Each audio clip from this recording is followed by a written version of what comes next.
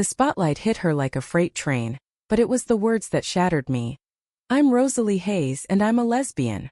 My heart slammed against my ribs, the theater in Seville's Old Quarter humming with a mix of gasps and applause, while I sat frozen in the front row, the $20,000 I'd flushed down the drain flashing before my eyes like a bad dream I couldn't wake from. 20 minutes earlier, I'd come here on a whim, dragged by a friend to this empowerment gala for expats in Spain, nursing a gin and tonic to drown out the echo of my last therapy session 2 years ago, the one where she'd sworn my condition could be fixed if I just tried harder. Phoebe Ellis had always been the girl who fixed things. Back in Boise, Idaho, where the summers baked the sagebrush flat and the winters cracked your knuckles raw, I'd grown up believing love was a straight line. Boy meets girl, white picket fence, 2.5 kids. My parents ran a hardware store on Main Street, the kind with creaky wooden floors and a perpetual smell of sawdust and coffee. Dad fixed lawnmowers, Mom balanced the books. They taught me that problems had bolts you could tighten, leaks you could patch. So when I first felt that pull toward girls in high school, the way Jenny Hargrove's laugh lit up the bleachers like fireworks, or how my stomach flipped when Sarah's hand brushed mine in chem lab, I figured it was just a loose wire. A phase. Something to solder back into place. College at the University of Washington in Seattle was supposed to be my fresh start. Rain-slick streets, coffee shops that stayed open till dawn, and a girlfriend named Mia who wore Doc Martens and quoted Audre Lorde like scripture. We lasted 2 years stealing kisses in the quad, dreaming of road trips down the Pacific Coast Highway. But graduation loomed and so did the real world. Mia wanted forever, I wanted normal. I broke it off over pad thai in a hole in the wall on Capitol Hill, sobbing into my napkin while she called me a coward. You're not broken, Phoebe, she whispered, her dark eyes fierce. The world's the one that's bent. I didn't believe her. I fled to Spain instead, Andalusia to be precise, on a whim after seeing a posting for English teachers in Seville. Why Spain? The sun, the sangria, the escape from the evergreen gloom and the family barbecues where Uncle Ray would inevitably crack a joke about that Seattle rainbow crowd.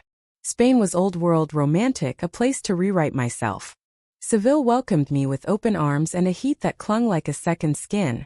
Narrow cobblestone streets in the Barrio Santa Cruz, flamenco guitars wailing from hidden patios, the Guadalquivir River slinking lazy under the Triana Bridge.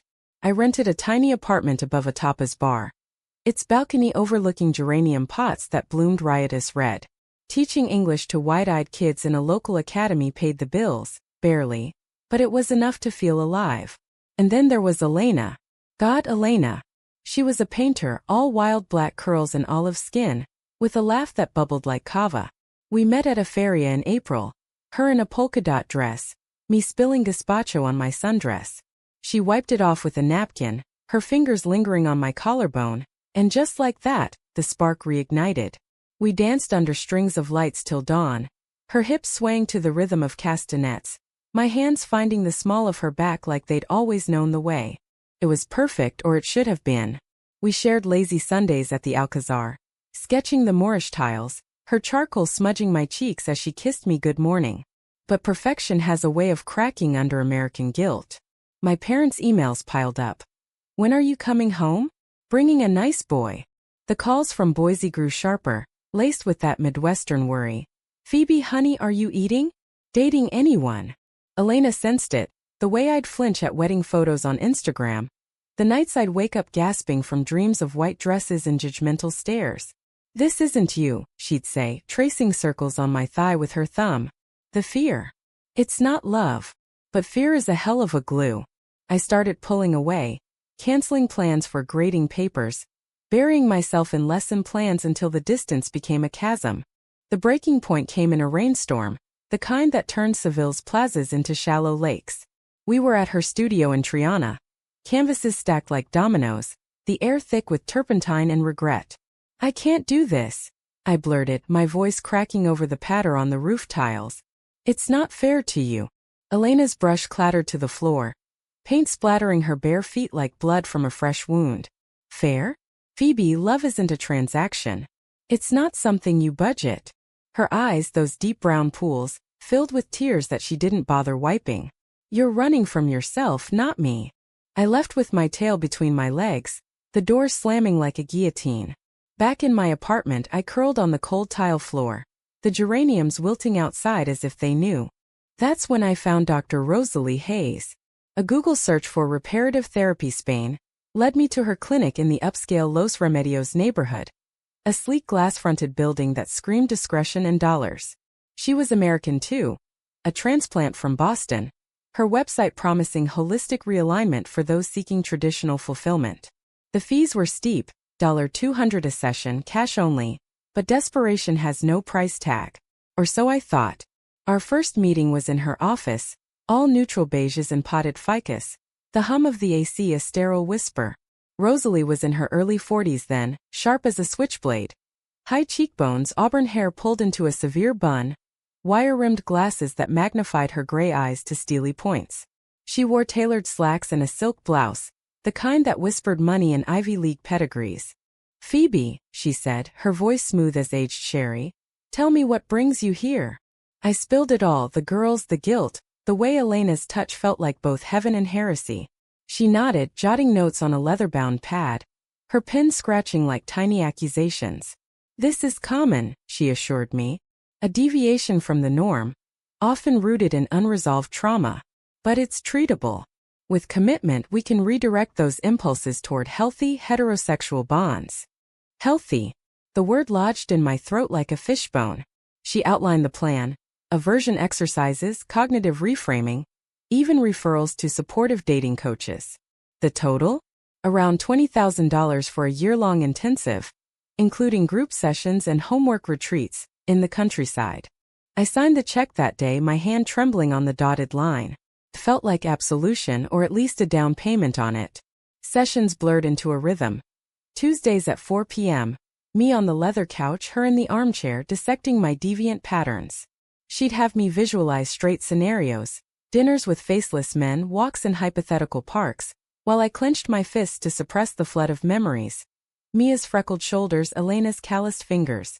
"Breathe through it," Rosalie would coach, her tone clinical, detached. "The discomfort is progress." Progress. I clung to that word like a life raft. I stopped dating, deleted my apps, even joined a church group for expat Protestants, singing hymns in echoing stone basilicas that smelled of incense and doubt. But cracks formed early.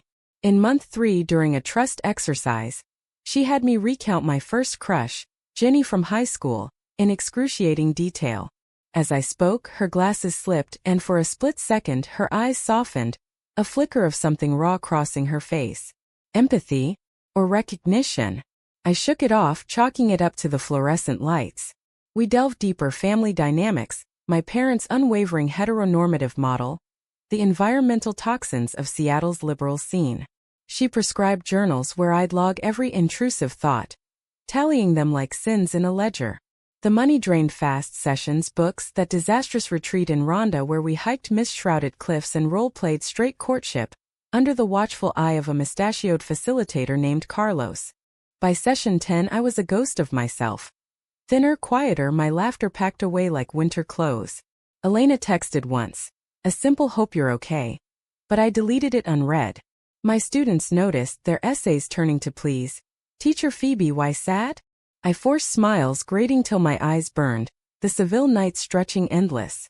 Rosalie praised my breakthroughs, but her compliments felt hollow, like echoes in an empty cathedral. "You're reclaiming your authenticity," she'd say, but authenticity to what? A life scripted by fear? Little did I know, the real script was unraveling behind her polished facade. One evening, after a particularly grueling session where I'd confessed a dream about holding hands with a woman on the Rambla, she paused, her fingers drumming the armrest. "Phoebe," she said softly, "have you considered that this struggle might not be the enemy?"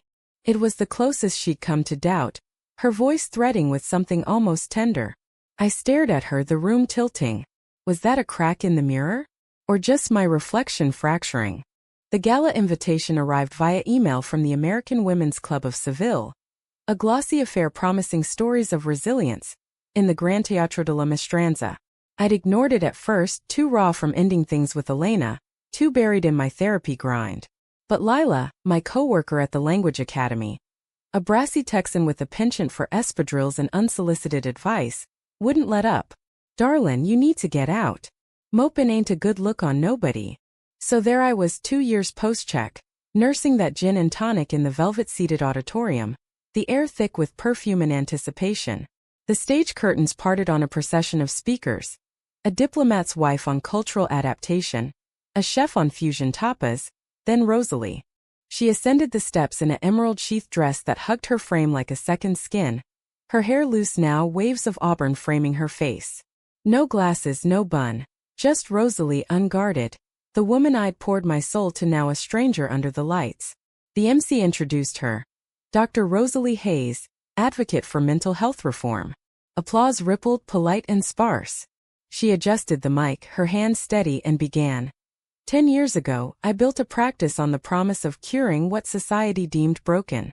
I charged fortunes to souls desperate for normalcy. And I lied to them. To myself. My glass slipped, ice clinking like alarm bells. The audience leaned in, but I was adrift, her voice a tether pulling me under. She spoke of her own youth in Boston's Back Bay, daughter of a judge and a socialite, groomed for pearls and power suits. I dated the right boys, joined the right clubs. But inside I was screaming. The first time I kissed a girl, at a Smith College mixer, it wasn't confusion. It was clarity. Clarity. The word she'd once weaponized against me now turned inward. She described the facade. The marriage to a banker named Greg. The Hampton summers masking hollow nights. I fled to Spain to escape, or so I told myself. Started a clinic, peddled conversion therapy because it paid the bills and quieted the noise in my head. Gasps dotted the crowd, a few murmurs of outrage. I gripped the armrest, knuckles white, the theater's gilded proscenium blurring. Rosalie paced, her heels clicking like metronome beats. My clients. They were me reflected back. Brave, hurting women I'd convinced were defective. One in particular. Her eyes swept the room, locking on mine for a heartbeat that stretched eternal. She paid $20,000. Sat in my office week after week, rewriting her heart to fit a lie. And I let her. Because admitting the truth would mean dismantling everything. Me. She meant me. The gin soured in my stomach, betrayal blooming hot and sharp. I trusted her. Bared my journals, my dreams, the jagged edges of my shame. And all along she'd been. What? Hiding the same secret? The applause swelled as she wrapped up, calling for decriminalization of queer identities worldwide. Her voice breaking on the final plea. Don't cure us. See us. She stepped back, the curtain falling to thunderous cheers, but I was already bolting, weaving through the crush of bodies, the lobby's marble floor slick under my espadrilles. Outside, the Guadalquivir lapped at its banks, street lamps casting long shadows on the promenade. I doubled over a trash bin, retching up the gin and the rage. Lila found me there, her arm around my shoulders. Phoebe? Honey, what in tarnation? I gasped it out between heaves, the therapy, the money, Rosalie's bombshell. Her eyes widened, then narrowed. That witch. You deserve a refund and a reckoning. But reckoning felt too big, too American in its cowboy justice. I just wanted to vanish into the Triana alleys, where the flamenco bars pulsed with raw, unfiltered life. Sleep evaded me that night, the apartment ceiling fan whirring accusations. By dawn I drafted a dozen emails, to Rosalie, to my parents, to Elena, each more furious, then deleted them all. Instead, I walked to the clinic in Los Remedios, the morning sun gilding the orange trees. The receptionist, a mousy girl named Sophia, blinked at me. Dr. Hayes? She's on leave. Indefinitely. On leave. After torching her career on stage? I laughed, bitter and brittle, the sound echoing off the glass doors. Back home, I unearthed my old journals from under the bed. Their pages warped from Seville's humidity. Entry after entry. Fought the urge to call Elena today. Progress. 7/10. Visualized wedding with Mark from church group. Felt. Neutral. Neutral. What a sterile word for a life half-lived. I tore them up, the shreds fluttering like confetti at a funeral. My phone buzzed. A text from an unknown number. Phoebe, it's Rosalie. Can we talk? Plaza de España, noon. My thumb hovered over delete, but curiosity or masochism won. I replied. Why? The Plaza de España was a riot of Moorish splendor. Azulejo tiles in vibrant blues and yellows, Canal bridges arched like lovers' backs, rowboats bobbing lazy. Tourists snapped selfies. Horse-drawn carriages clip-clopped by. She was on a bench by the Andalusia tile, her dress from last night rumpled, eyes shadowed. I approached slow like circling a wild thing. "You have some nerve," I said, voice low, fists balled in my pockets. She stood, hands open. "I know. Phoebe, No." I cut her off, the words tumbling hot. "You sat there week after week, feeding me poison while you swallowed it yourself. 20 grand, Rosalie. For lies." Tears pricked, but I blinked them back. "Boise tough, remember?" She winced, sinking back to the bench. "It wasn't all lies. I believed the framework once. Thought I could help by controlling it. But seeing you, your fire, your honesty, it cracked me open. Last night was the fracture line." Fracture line. Therapists speak even now. I paced the tiled curve, my reflection warping in the canal. "You used me. My pain to prop up your closet." She shook her head, auburn strands catching the light. "No. You challenged me. Every session, your questions. What if it's not broken?" They haunted me. I started questioning, reading, connecting with others. Others. The word hung, laced with implication. A network of women like us. Shadows in Spain's sunlit corners? We sat then, the silence heavy as cathedral bells. She told me fragments. The divorce from Greg 5 years back. The late-night forums where she'd lurk under pseudonyms. The terror of coming out in a country still healing its own wounds from Franco's ghost. "Spain's freer now," she said, gesturing to a same-sex couple picnicking nearby, their laughter light. "But for us expats? We're islands." Islands? Yeah, that tracked me on my balcony, staring at the river, wondering if I'd ever swim to shore. "Why now?" I asked finally, my voice softening despite myself. She met my gaze, gray eyes steady. "Because hiding killed me. And it almost killed you." The admission landed soft, a bridge over the chasm. Not forgiveness, not yet, but understanding. We parted with a nod, her card in my hand. "If you want more. No charge." That afternoon I called my parents. Collect from a payphone near the cathedral, the Alcazar bells tolling noon. "Mom? Dad? I need to tell you something." Static crackled, then Mom's voice, warm as fresh bread. "Phoebe? Honey, is everything okay?" I breathed deep, the air spiced with jasmine. "I'm gay. And I'm done pretending." Silence stretched, then Dad. "Well, shoot. We figured as much after that Seattle phase." Laughter bubbled, nervous, real, and tears followed. "Come home soon," Mom said. "We'll grill some burgers. Invite that Elena if she's still around." Elena. The name twisted sweet. I texted her that night. "Missed you. Coffee." Her reply pinged instant. "Plaza del Salvador tomorrow. 10 Uhr morgens." Plaza del Salvador dawned crisp, the fountains trickle a nervous underscore to my pacing. Pigeons scattered as Elena appeared. Curls tamed into a braid. Her overalls paint-splattered like a Jackson Pollock. She smiled tentative, that dimple flashing like a secret. "Phoebe." We hugged awkward, her scent of lavender and linseed oil wrapping me like home. Over cortados at a corner cafe, the words spilled. The therapy, the betrayal, Rosalie's stage dive into truth. Elena listened, her painter's eyes absorbing every stroke. No judgment, just quiet fury on my behalf. "You didn't deserve that cage," she said, her hand covering mine across the scarred wood table. "But damn girl, you broke out swinging." Swinging.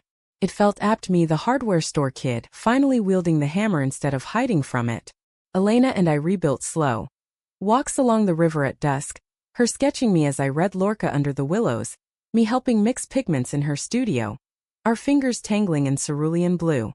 No rush, no grand gestures, just the romance of rediscovery, laced with Spain's languid pulse. Flamenco shows in hidden caves, where women's voices wailed of lost loves and fierce hearts. Picnics in the Maria Luisa Park, prosciutto and manchego melting on our tongues as we whispered dreams. "What now?" she'd ask, head on my shoulder. The Guadalquivir murmur our soundtrack. "Now," I'd reply, kissing her temple. "We live unscripted." Rosalie faded to periphery, her card tucked in a drawer like a talisman. But Seville's small, expat circles tighter than a bullfighter's knot, and word spread. Lila cornered me at the academy. "Heard about your shrink's big reveal. You okay? I nodded, grading a stack of misspelled essays. More than okay. Free. She whooped, pulling me into a rib-cracking hug. That's my girl. Now about that painter of yours. Gossip rippled. Rosalie's clinic shuddered, her joining a queer advocacy group in Madrid. Whispers of lawsuits from past clients. I felt a pang, not pity but solidarity. We'd both been puppeteered by the same strings. Conflict brewed subtle then sharp. My parents planned a visit, 2 weeks in June, flights booked, itinerary etched in Mom's precise handwriting. Can't wait to meet Elena, Dad emailed, a rainbow emoji tacked on like an afterthought.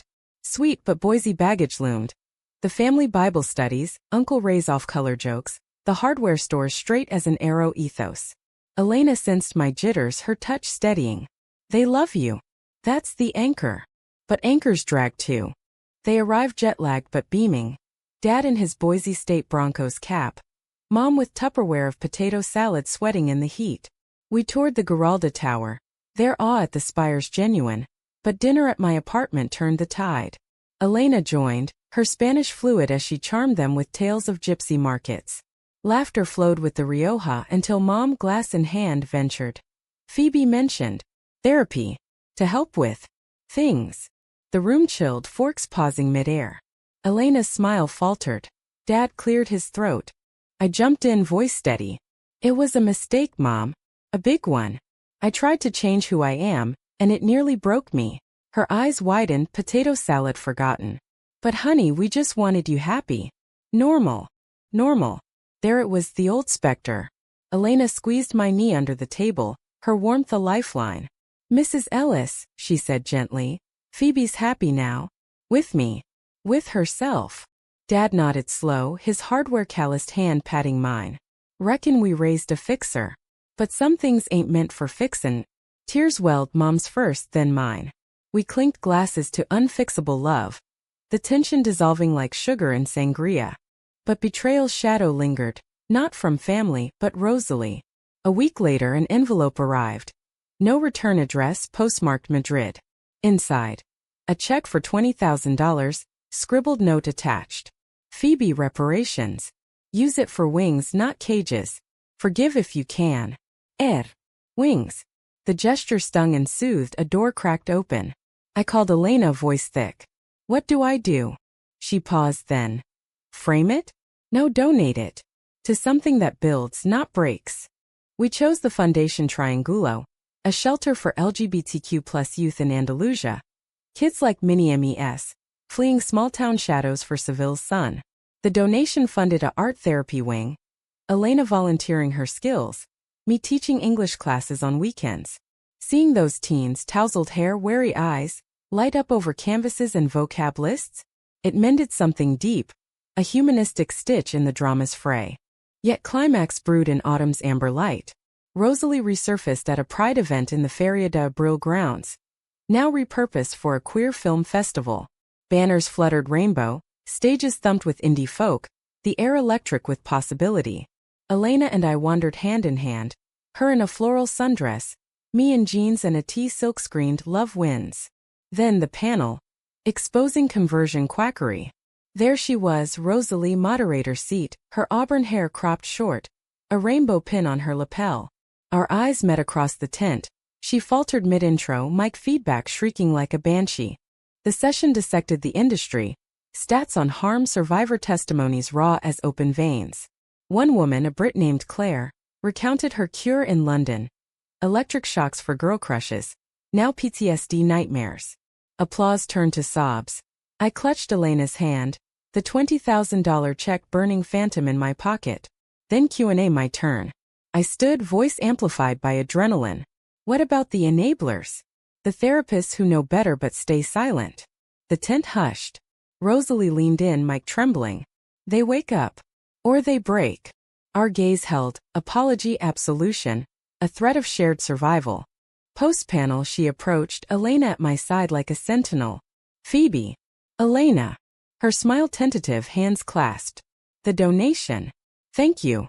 I nodded, throat tight. It was ours to give back. Awkward beat, then Elena. Sit. Talk. We did, on a picnic blanket under acorn oaks, Wine shared like communion.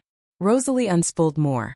Her coming out to Greg over Zoom, the Madrid collective that saved her. Women's circles in hidden fincas, stories swapped like heirlooms. I was terrified, she admitted, voice low, of losing everything. But losing you, my clients, my mirror, that was the real loss. Betrayal transmuted there, in the festival's glow. Not malice but mutual imprisonment. I forgive you, I said finally, the words light as leaves. But more, I thank you. For the crack that let the light in. She teared up, auburn lashes wet. And I you. For being the hammer. Winter softened Seville into poetry. Christmas lights draping the Puente de Isabel too like jeweled necks. Nativity scenes in every plaza with wise men carved from olive wood. Elena and I hosted my parents' second visit. No, their first real one. In a rented cortijo on the outskirts, whitewashed walls and a courtyard fountain burbling welcome. Mom baked pecan pies in the clay oven. Dad and Elena bonded over guitar strums, her flamenco riffs meeting his country twang in unexpected harmony. Uncle Ray stayed home, his loss, and for the first time Boise felt portable, not a prison. Rosalie joined peripherally, emailing resources. Books on queer history, Radcliffe Hall to Alison Bechdel. Intros to her Madrid network. We met once more in a quiet taberna off Calle Mateos Gago, over Jemana Barrico and her tales of advocacy wins. A bill pushing through Parliament, shelters expanding. It's messy, she said, forking olives. But human. Humanistic, yeah, the drama yielding to depth, emotions layered like patina on bronze. Spring bloomed, betrayal's final echo. A letter from the clinic's former owners. A class action suit against conversion practitioners, my name listed as a key witness. Panic flared. Testimony meant headlines, Boise gossip, Elena's family in Granada prying. Do it, she urged, her curls tickling my neck as we lay tangled in sheets scented with orange blossoms. Your story's a weapon for the voiceless. Rosalie coached pro bono, her gray eyes fierce. Own the narrative. No more scripts. Court convened in Madrid's Palacio de Justicia, a cavernous hall of marble and murmurs. I took the stand in a linen suit, voice steady under fluorescent glare. The sessions, the journals, the $20,000 drain. Rosalie's hidden truth as catalyst. Cameras flashed. Headlines screamed, Expats $20,000 nightmare ends in reckoning. Backlash hit, trolls online, a Boise cousin snide Facebook post, but support surged. Emails from strangers, you saved me. Elena's canvas portrait of me as a phoenix rising over the Giralda. Climax crested not in court, but a quiet Seville eve. Elena proposed under the Plaza de Toros arches, on one knee with a ring of woven silver and turquoise. Navajo-inspired, she grinned. For your Boise roots. I said yes through tears, her kiss tasting of salt and forever. Rosalie officiated the wedding 6 months later, in a hilltop vineyard near Jerez. Vines heavy with palomino grapes. Guests a tapestry of expats and locals, my parents toasting with sherry flutes. To uncurable love, Dad quipped, and the laughter rolled like thunder. Years folded gentle. Elena's gallery show in Barcelona drew crowds, her abstracts of women's forms, curves and shadows, no shame. Selling to collectors who saw the soul. I wrote a memoir, Shattered Sessions. Self-published but shared in women's circles from Lisbon to Lyon. Rosalie founded a nonprofit, Bridges Not Barriers, training therapists in affirmative care. We collaborated on workshops, her Boston clip meeting my Idaho drawl in tandem talks. Betrayal? A scar, faint and instructive. One dusk, balcony perch with Elena. Seville sprawling golden below, I traced her palm. Think we could have fixed it cheaper? She chuckled, nuzzling close. Nah. Some prices are worth the story. Humanistic end.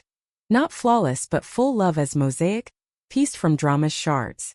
No cures, just us under Andalusia's endless sky.